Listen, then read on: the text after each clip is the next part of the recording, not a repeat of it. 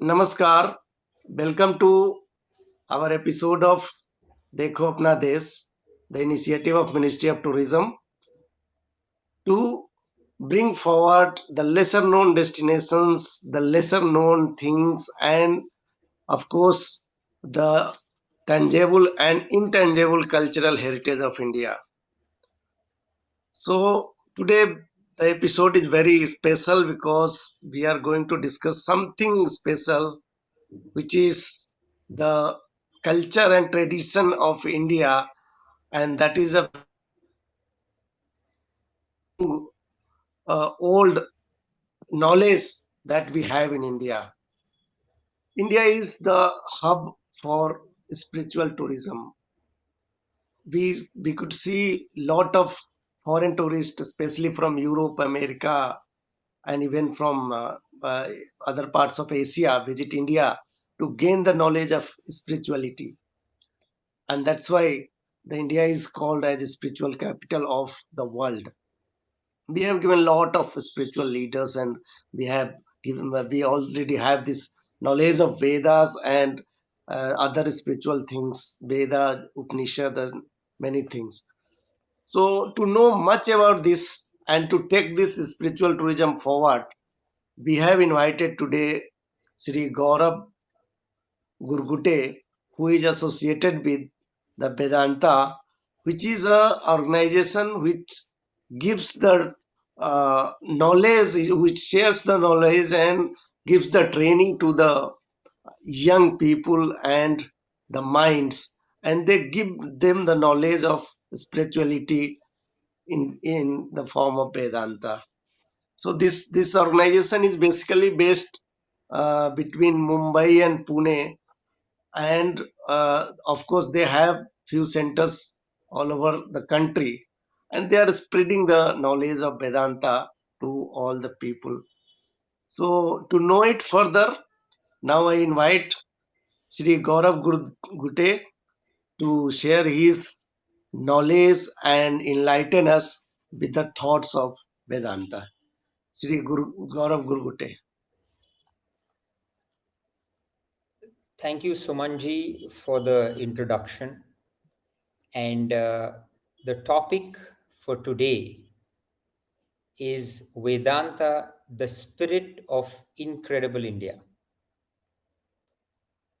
So I've been hearing this slogan that the tourism ministry has, incredible India. And I think there wouldn't have been a better adjective than the word incredible to describe our country. And Mautishi madam had, when she approached me to see if I could, take up this talk, of course, I was more than happy to do it because this was an opportunity to talk about our country. And then I got into a little bit of research to find out, what is that which makes our country incredible. Of course, we all know it. And then, of course, I was going through a lot of pages on the net. And the kind of stuff that I found is mind boggling. What our country, I mean, that's when you really understand the meaning of the word incredible. Hmm? So, there are so many gems which are absolute marvels across the country. Hmm? And mind you, it's a vast country. Every nook and corner has something or the other special, very, very special. To mention a few, you've got the Valley of Flowers, which is a creation of nature. When you go there, you're spellbound. Then, not to talk about our archaeological uh, greats. Well, everybody knows about the Taj Mahal. The caves of Ajanta and Ellora are carved out of one huge rock. Hmm? Then there is a Brihadeshwar temple in town called Tanjavur in South India. It's a massive temple with no foundation, built thousands of years back. Now that only speaks of what our capabilities are. Each stone is placed on each other without any sort of a glue or a cement. Hmm? I don't know if you, when I'm saying that, I have goosebumps. How did they manage something like that? Being a technically minded person, it boggles my mind for sure. Then, one of the research that as I was going through, I bumped into the Mahalakshmi temple in Kolhapur. Hmm? And this left me a little embarrassed because that's where I am born.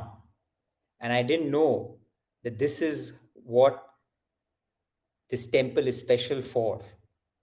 So, what happens is on the two equinoxes, you know, I'm not going to get into what an equinox is, but there's 21st March and 21st September, two equinoxes in the world, in the year.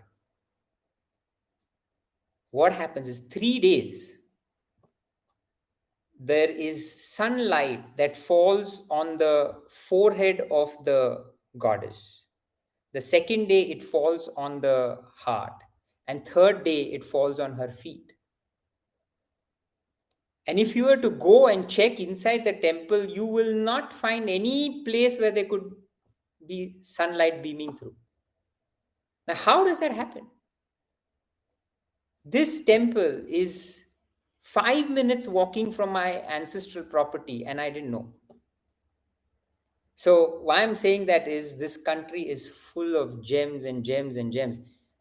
Us Indians themselves don't know. What are we talking about the world?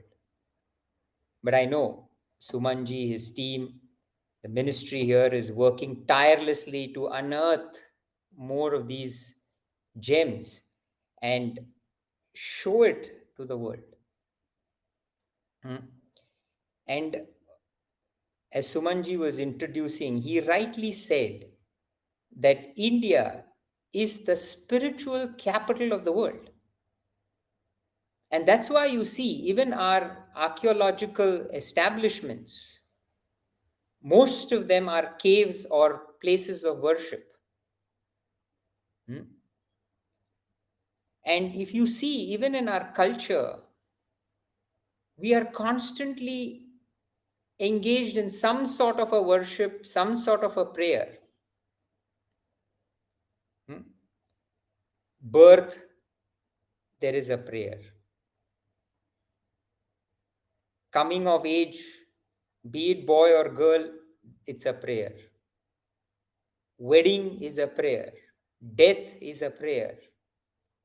Starting a meal is a prayer. Entering a house is a prayer. Everything is a prayer. So that's why this country is the spiritual capital.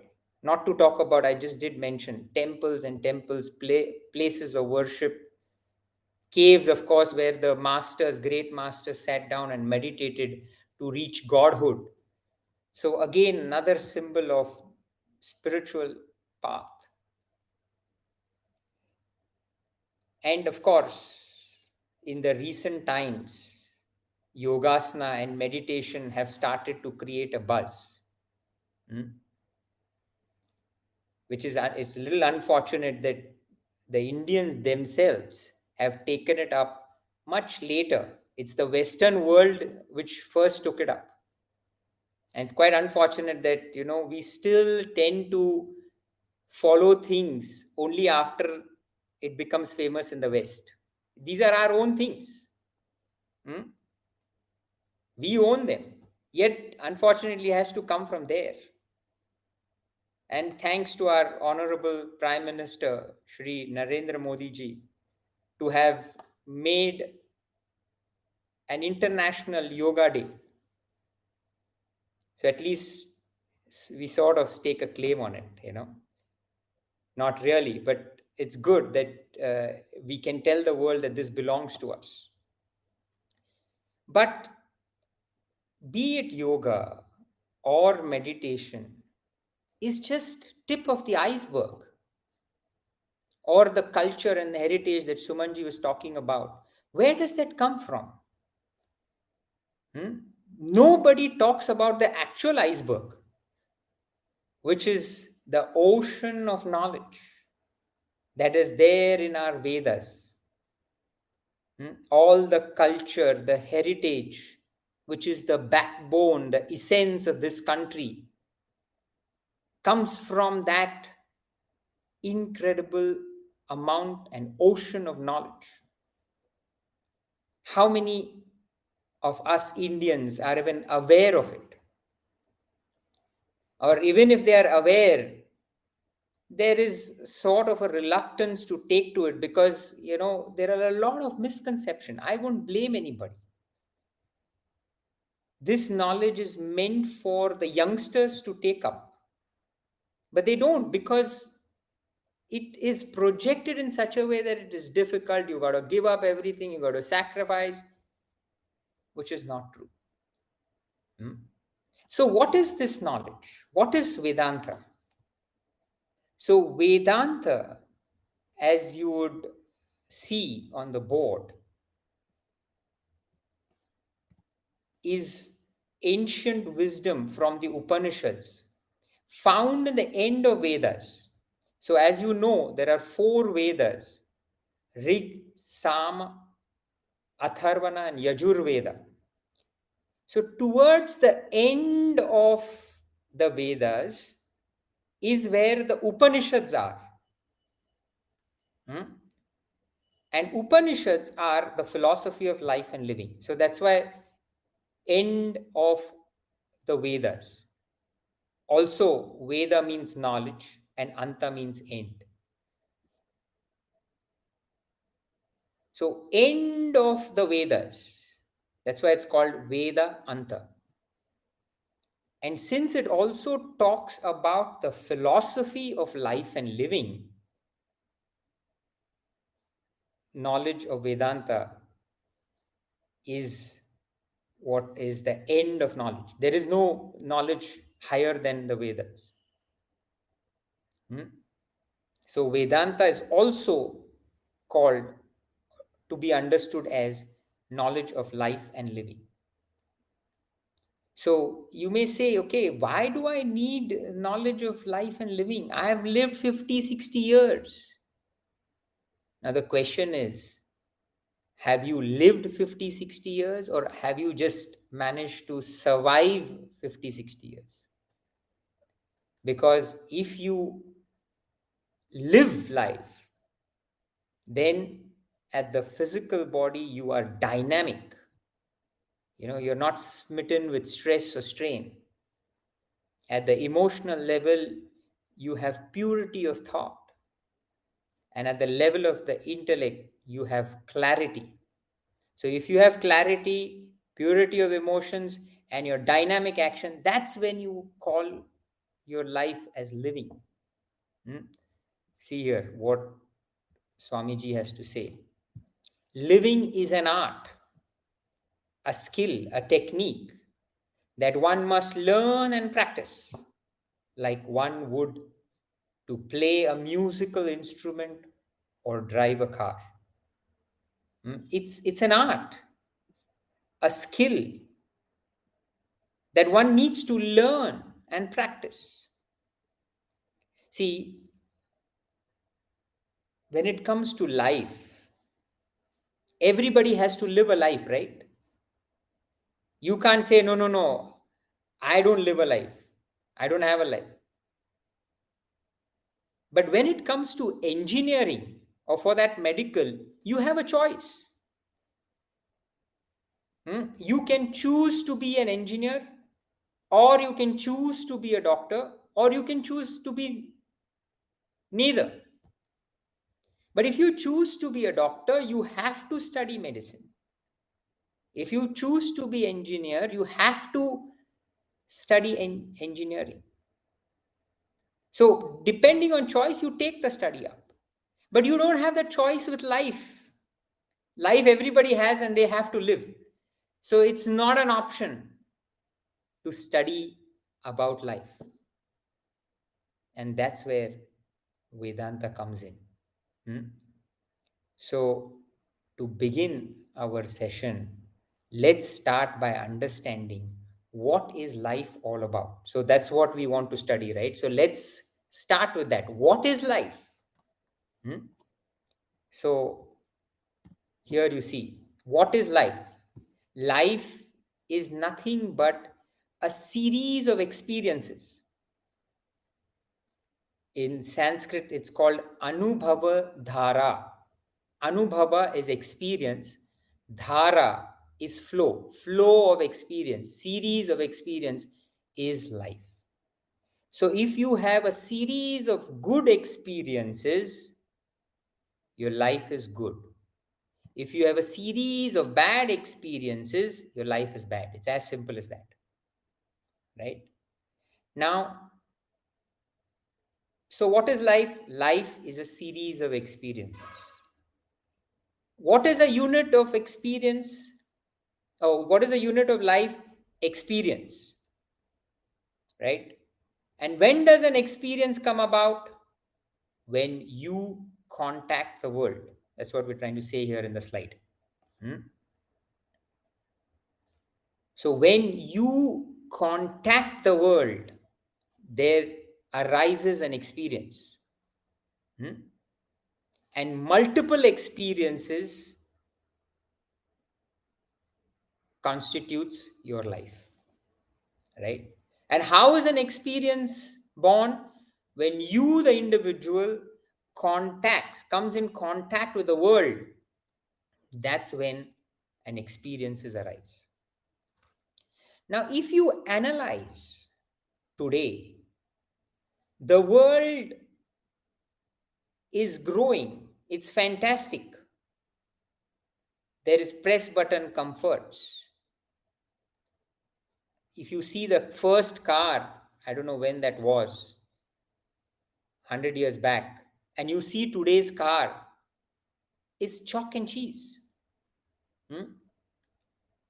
Not so many years back, if we were to call from Malavli, where we are, to Mumbai, we'd had to place a trunk call.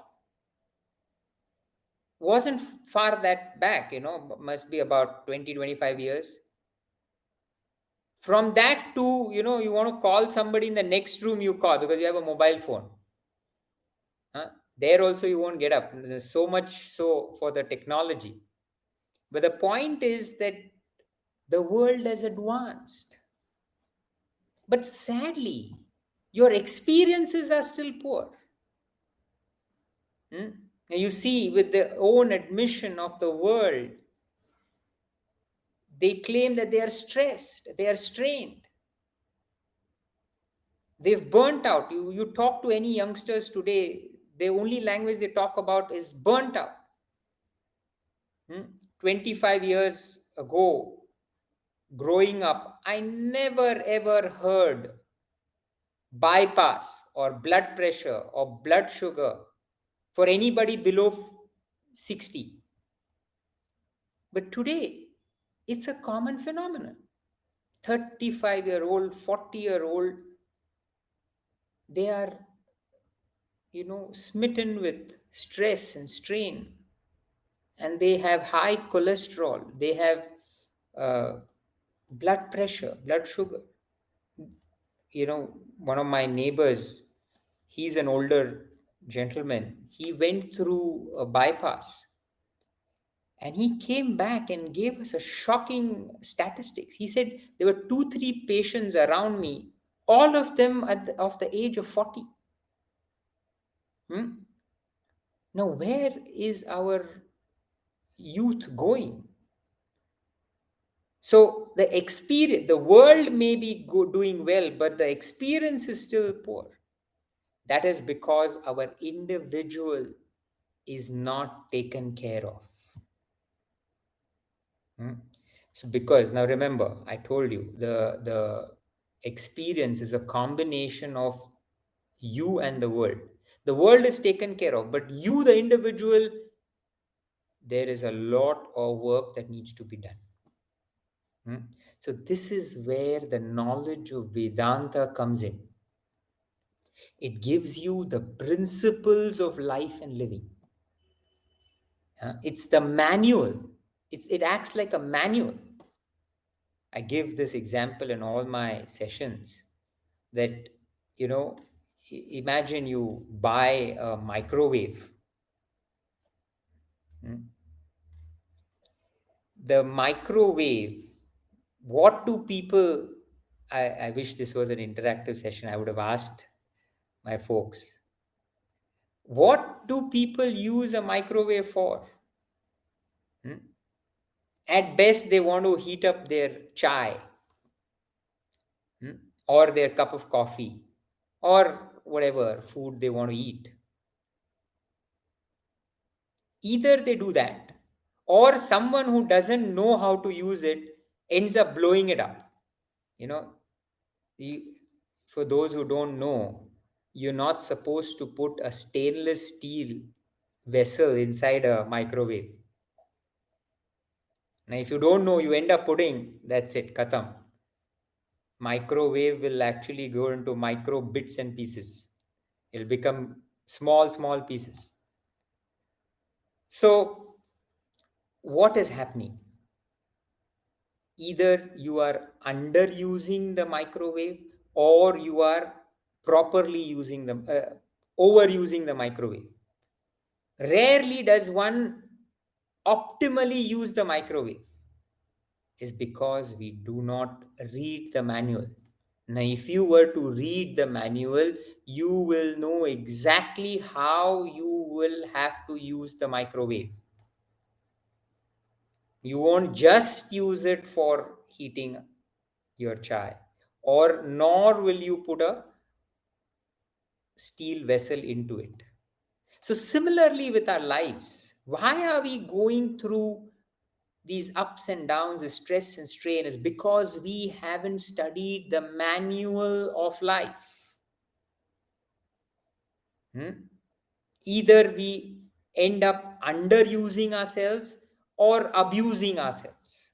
That's the stress and strain and, burnouts that you referred to, is because we don't get to the manual of life. And this manual of life is what Vedanta provides you with. Hmm? So what does it have to say about the individual, right?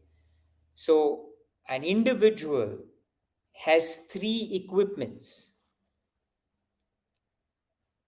the physical body, number one, the mind, and the intellect. Most of you would not have heard this because nobody talks about it. Even the so called religious institutions don't talk about the very basics. The human being consists of a physical body, a mind, and intellect. And you've got to know this, because this is not, I'm not talking about myself, this is you and me, this is also you. Now you are taking decisions every second of your life. On what basis are you taking? What is that in you that is functioning, enabling you to take those decisions? You have absolutely no clue. So this is where Vedanta comes in. It tells you who you really are. Who are you? You're made up of the body, you're made up of the mind, and you're made up of the intellect. Hmm? Now let's see, what is this body, mind, and intellect? The body is that which acts. Hmm? It's the vehicle that takes you around. In this vehicle, there are two wondrous equipments called the mind and the intellect. Right? The mind is your seat of emotions. So, all your feelings, I feel good, I feel bad, all your feelings, emanate from the mind.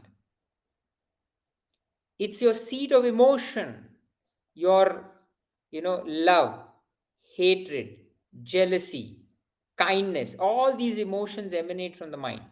Your impulses, your likes and dislikes. I like this, I don't like this. I like, what is this? Pizzas. I dislike palak. All your likes and dislikes emanate from the mind. Hmm? The intellect in you is that which thinks, reasons, judges, and decides. Hmm? Now, the intellect in you is like the adult. Now, I'm giving you some comparisons so that it helps you understand, right? And the mind is like a child. The intellect is the adult and the mind is the child. Now, today, unfortunately, people don't know what this intellect is. The world over, everybody seems to be functioning on either feelings, emotions, impulses, or likes and dislikes. Very rarely do individuals think, judge, decide, and act. Be it global issues, be it issues at the level of the country, be it issues at the level of the a company, or for that matter, even individuals. Why is there strain all over? There are wars happening, there is disharmony. Why are there divorce rates going higher? Is because the intellect is absent, only the mind is functioning.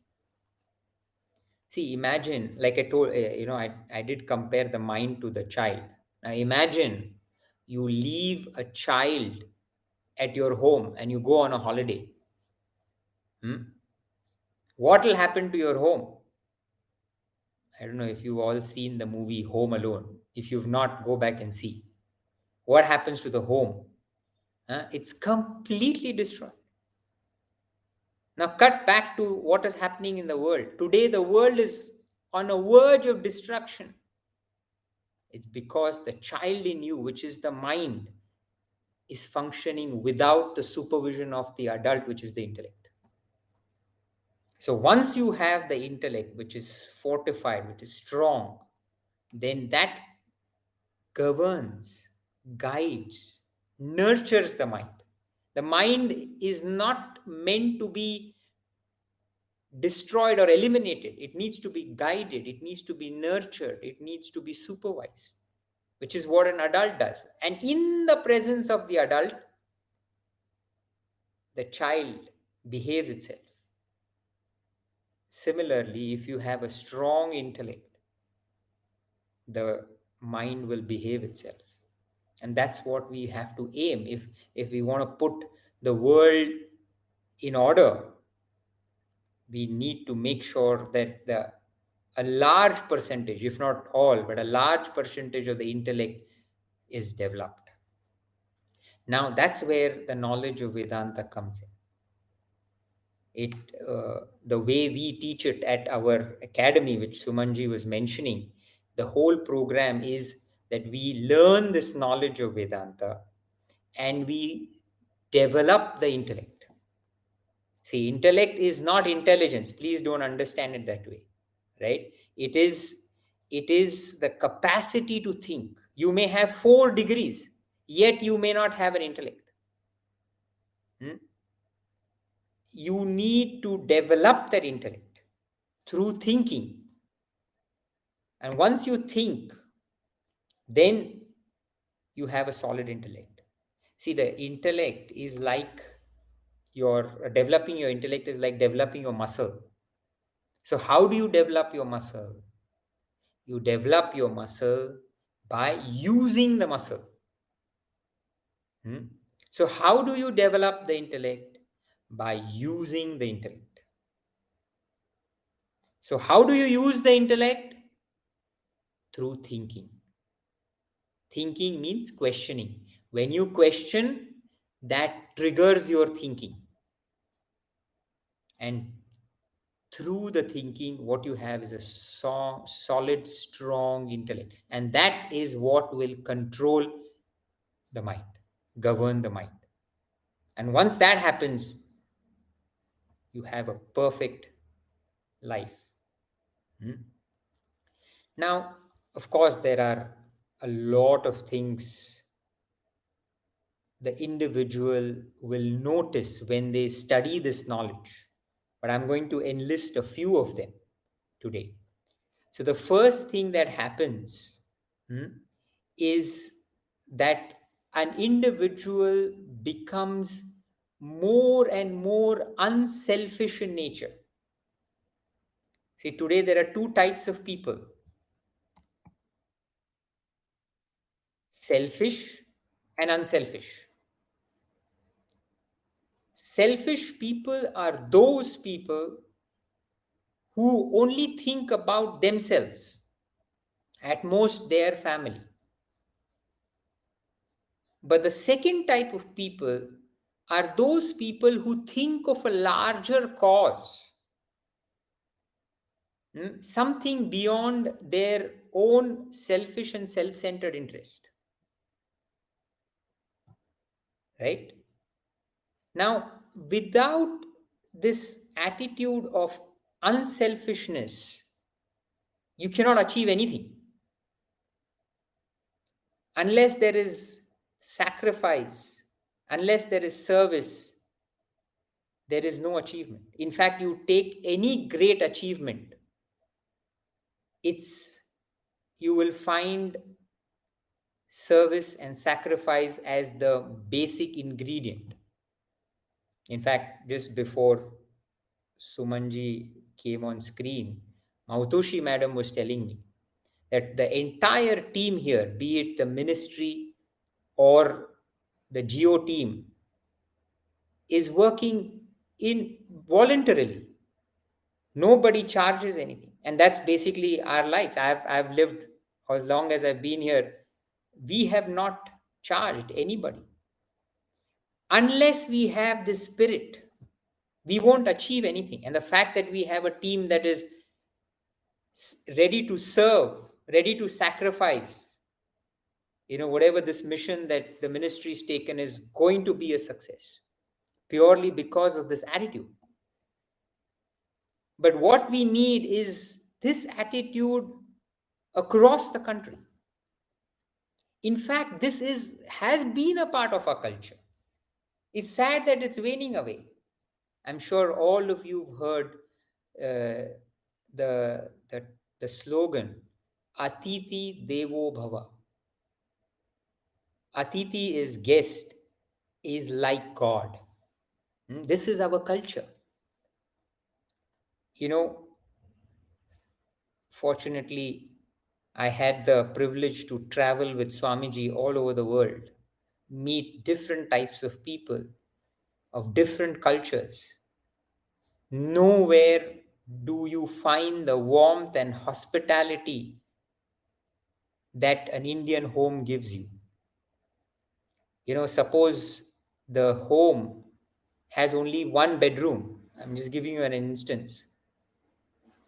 The owner of the house, the host, comes out and sleeps in the lounge, and he'll give his guests the master bedroom. Nowhere in the world will you see this. Because the service and sacrifice is ingrained in our blood, right? But unfortunately, it's waning away. Today it's all about selfishness, even in this country. It's all about what can I get for myself? What am I getting out of this?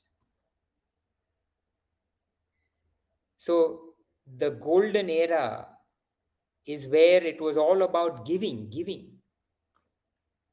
Nobody wanted to take. In fact, because people wanted to serve and sacrifice, it was the golden era. But if you see today, everybody wants to take, take, take. And this is what Kali Yuga is all about. So to turn it all around and get back to our golden era, we need this knowledge. And once we take to this knowledge, you study and you established, it makes you more and more unselfish. Hmm? See, unselfishness doesn't mean, my God, you have to lay your life down like some of our masters did, or some of our great freedom fighters did. It's about that thought. What can I do for you? When A meets B, what can I do for B? Hmm? I'll give you a quick episode.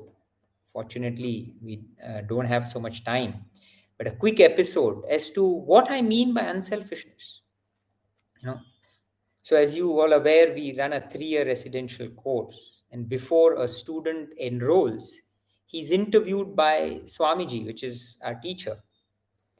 And there was one such student who got accepted to do the 3-year course. But then, as he finished his interview and he was walking away, Swamiji asked him, "So when do you plan to join?" Because it's a cyclic course. It's not like a particular month you join. You can join whenever you wish to. So he asked him, when do you plan to join? He said, I'll probably take about 3 months. To which my teacher asked him, why 3 months? Why not immediately? You've aced the interview, you're a perfect candidate. Why not? To which he said, I have some pending work to finish. I'll finish that and I come. Now, out of sheer concern, my teacher asked him, what is that? If there's something that I can help you with and make sure that you come faster and join the academy, I'll be helpful. He said, no, thank you for the offer, sir, but this is something that I'll have to do it myself. And my teacher couldn't contain himself. He's like, what is that? I mean, I'm interested to know. So to which he said, I have to learn as to how to land an aircraft on rough terrain. You heard me right. I have to learn how to land an aircraft on rough terrain. He's already a commercial pilot, licensed commercial pilot. But now he has to land an aircraft on rough terrain. To which my teacher said, Arey, what is that got to do with the 3-year course? Here we are studying Vedanta, Bhagavad Gita, Upanishads, and what are you, saying, land aircraft on rough terrain? To which he said, sir, there are so many portions in Africa uh, which cannot be reached by foot, by land, or by water. The only way you can get there is through air. And of course, they don't have proper runways. So it's a very, very skilled art to be able to land on that rough terrain. I don't know about you. When I've heard it many times. I've narrated this story several times. It sends a shiver down my spine. See, no aircraft is designed to land anywhere apart from a runway. It's a sure crash if there's no runway. And here is a young boy ready to put his life out there so that he can help some tribes in Africa. He said, and he told my teacher, few sorties, I'm going to train a few guys and then I'll come and join. To which my teacher said, hats off to you. This knowledge teaches you to be unselfish, and you're already unselfish. I don't think you need this knowledge. Though, anyway, he came and he did the course. That's a different story. So, this is what I mean by unselfishness. So if we have that attitude, with this knowledge you develop that attitude, then you want to help, you want to assist, you want to work for a larger cause. Country is one of it. I'm saying love thy neighbor. You can even help your neighbor, each one to themselves, right? So that's one byproduct of studying this knowledge. The second thing is that what you develop is love. Hmm? Now, love is a lost emotion today. What we see today is hatred. jealousy. And this is not good for the world, for the country, or for that individual. And unfortunately, that seems to be a cause for everything, all the problems that we're going through. Hmm? But once you get this life, knowledge of life and living, learn the principles, what you develop is love. Now, what is this love? Love is nothing but identification. Love is nothing but identification. The feeling of oneness with one and all, right? So you love everybody, you identify with everybody. But today, the identification is not with everybody, it is only with those who cater to you. If your wife caters to you, you love her. If she doesn't cater to you, you don't love her. Hmm? if you if your children obey you, you love them. If they don't obey you, you don't love them. So today, whatever love that we all practice is all conditional. It's based on criteria. So that's why we call it attachment. So if I go back to the slide, you see it's not love. When love gets combined with selfishness, what you have is attachment. And today, the whole world is attachment. Yes, it's love, but only to those aspects that cater back to you. See, today, you identify with all your body parts, right? You love your body. When you say you love your body, you identify with all your body parts. Now, you don't say that, oh no, I love my right hand because it's a dominant hand, and I don't love my left hand because it's of no use to me. You don't say that. Now, suppose your dominant hand is the right and your left hand gets a cut, you would still go and treat it because you identify with both. Now, attachment would be to let your I'm just connecting it to the example. It may sound absurd, but if you are attached, you will not cater to your left hand because it's of no use to you. You'll only deal with your right hand. That's exactly what is happening in the world today. You only love people who cater to you. And that's why the state of the world today. Hmm? So, the second thing that you generate through the learning of this knowledge is love. You begin to identify with everybody. Hmm? Then the last, but not the least, and last for this talk, and I actually there are so many I can go on for the. It's a 3-year course, as you know. I'm squeezing it in 45 minutes somehow, right? So the last of what we want to mention today is humility. Hmm? One of the important qualities of a human being is that he is humble. See, ego functions in three different ways, right? I am supreme, I alone exist, and I am the doer. It manifests in three different ways. I am supreme, only I exist and nobody else. Everybody is meant to serve me. That kind of an attitude. Or I am the doer. You know who? I am doing everything, right? So, this is how the ego manifests. And if you stick on to this ego, it destroys you. Go take, go back to history. Anything that was based on egocentric desires and arrogance was destroyed. It's only humility that takes you right up to the top. Hmm? So all those people who reached the top were humble. At least till they got to the top. Maybe they got egoistic later, but but to get to the top, they were humble. You see, Isaac Newton, the famous physicist, in one of the things where he was felicitated They praised him to the sky, you know.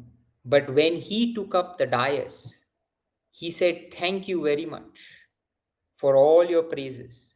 But let me tell you, folks, that if you believe I've achieved something today, it's only because I've managed to stand on multiple shoulders.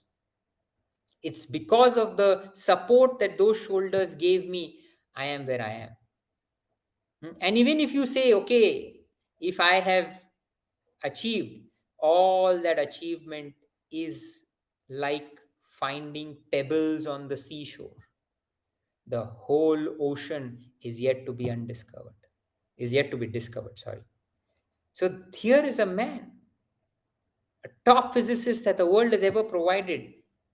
He's saying, I have not done anything. And here we are, one small little thing we do, we claim, you know what, I have done this, right? Our honorable ex-president, Shri Abdul Kalam ji, gem of an individual. Why was he gem? Because of his humility. We all know what his credentials are, what all he did for this country. Yet, he always wanted him to be known as a student.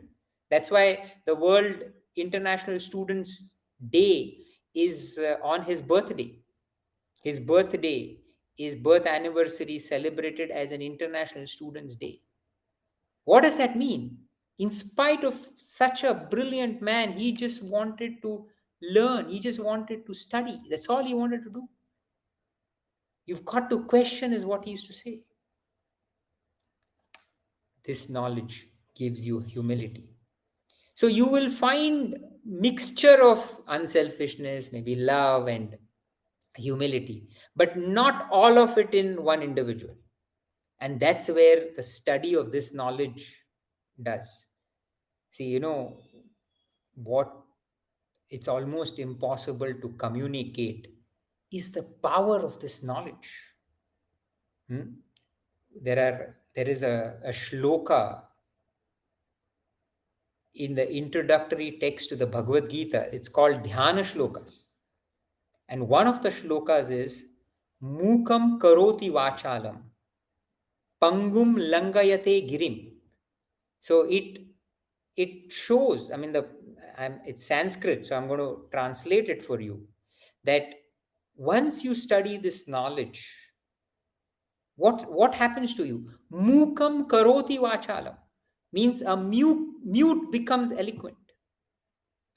Pangum langayate girim. Pangum means lame. Girim is mountain. Even a lame scales mountains. A mute becomes eloquent and a lame scales mountain. And let me tell you, an example of that is speaking to you today. If I were to go back in my younger days, I barely could put words to my own thoughts. I was extremely shy. And here I am today, speaking. I'll only give it to the knowledge. That is the power of this knowledge. So the need of this hour is to showcase this knowledge to the world. And let's not wait for the West to tell us how important this knowledge is. It's there with us. Let's use it. Let's show what this country is all about. Like Sumanji was saying, it in amongst all the other things that the ministry is doing, one of the initiatives should be to show the world that this is the knowledge we have. This is the true spirit that makes India an incredible country. So, and it's not only to the ministry, it is the job of our each individual of this country to take up this knowledge and show the world what it really is. Of course, now you see, because of globalization, and of course how this country is progressing, we are slowly coming out of the colonial rule, and we are there to show the world who we are. But it's not about showing somebody, that is again ego, We have the goods and we stick to it, we absorb it, and we grow. Automatically, this country will become a superpower. See, becoming a superpower is not that difficult, but to sustaining it, to being a superpower for generations to come, that is very difficult. And if we have this knowledge, even that becomes very, very easy, right? So, Swamiji, my teacher, has created an institution where we can study this knowledge. So, I'm going to quickly run a short video on the academy, right?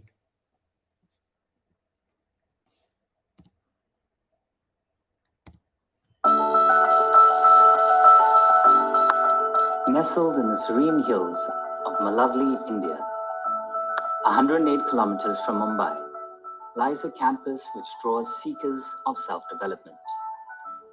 Founded in 1988 by world-renowned philosopher Swami A. Parthasarathy, the Vedanta Academy is created to develop the whole personality of young individuals through a 3-year residential course.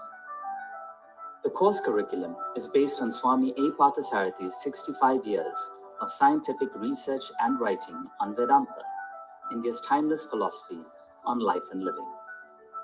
The program enables you to strengthen your intellect and gain clarity of thinking. With reflection and focused discussions, you find answers to all of life's questions. Intellectual development is accompanied with devotional practices to elevate your mind's emotions. The campus provides you with facilities to discipline your body through yoga, various sporting activities, jogging, and gym. There are also opportunities to engage in service for a higher cause in various areas of your interests. A carefully designed daily schedule nurtures spiritual growth and is supported by the company of like-minded seekers from diverse backgrounds. You can also experience the Vedanta Academy through short visits, corporate leadership programs, customized retreats such as the Vedanta International Retreat for adults and the Next Gen Wisdom Summit for youth. Learn techniques to improve yourself and your relationship with the present-day world, and gain a taste of simple living and higher thinking. The Vedanta Academy is a place to find the ultimate purpose of life and uplift your personality to command success and peace.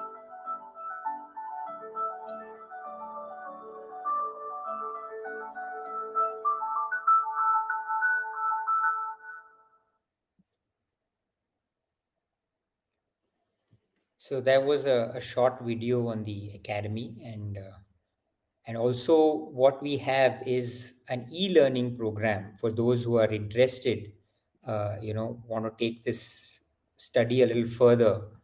There are little details here.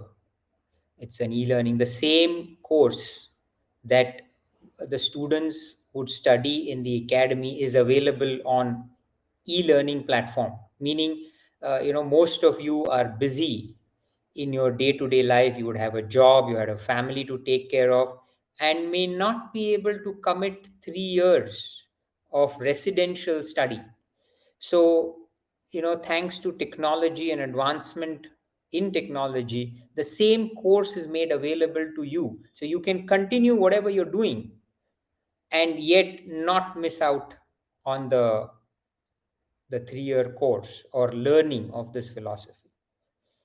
And even if suppose you can't manage the 3-year learning course, weekly sessions are also there. Now, I personally have a weekly session every Sunday, which we just started the book, the Vedanta Treatise, which is the manual. I mean, whatever I talked about, the study of that, this book will give you that knowledge. And we meet on every Sunday from 10:30 a.m. to 11:30 a.m. And it's a session which is an interactive session. We have even Q&As on the book. So there are a lot of avenues for all anybody interested to sort of take to it and make sure that you fortify yourself as an individual. Hmm? So that's as far as what we are trying, and I'm sure you are there to come and make use of it. And if there's any help that we can offer, we'd be happy to help. Thank you very much. Yeah, Sri Gaurav, you explained this thought and views on spirituality through Vedanta, and this is very useful for each and every person. But more importantly, I would like to connect it through the tourism, because we have the two essence of Vedanta in our tourism. Like, one is Vasudhaiv Kutumbakam, world is our family, and the second one is that Atithi Devo Bhava. So these things we have inculcated among ourselves, but still we are unaware of the teachings of Veda. We are not knowing what the Vedas has in it at a large extent. So certainly we need to learn more on this, and we should know much about the things, and certainly this the Vedanta foundation will be useful for this. But apart from this, I would like to have one question, that how this is going to connect with the tourist. Suppose a foreign tourist comes to India, he want to have some knowledge. So how he can connect with this Vedanta? uh, for starters, he can come and visit the academy, so he will get a good idea of what we are doing, and what the Indian culture is all about. And then, like we said, most we are available online. We are If they are from the major speaking in English speaking countries, they would probably been able to connect and learn in their country. So for starters, there is one place that Swamiji has created. They can come and visit, and take it from there. Okay, that's great. So we have the many spiritual places in India. Varanasi is considered one of the most sacred place and oldest living city of the world.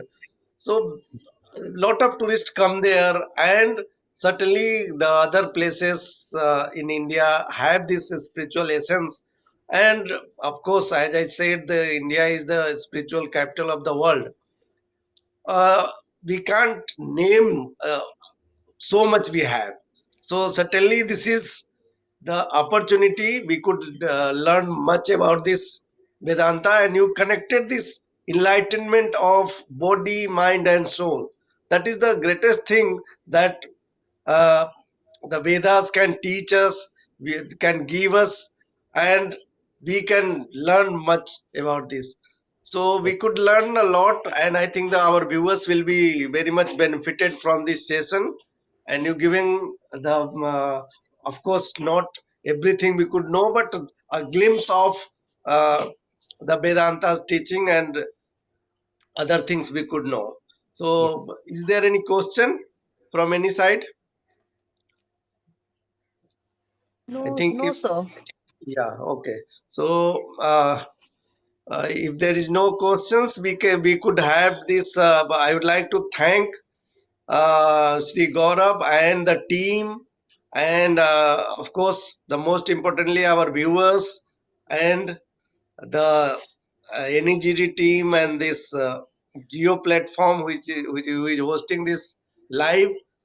And again, we will like to have you in our few episodes later, and we will learn more about Vedanta.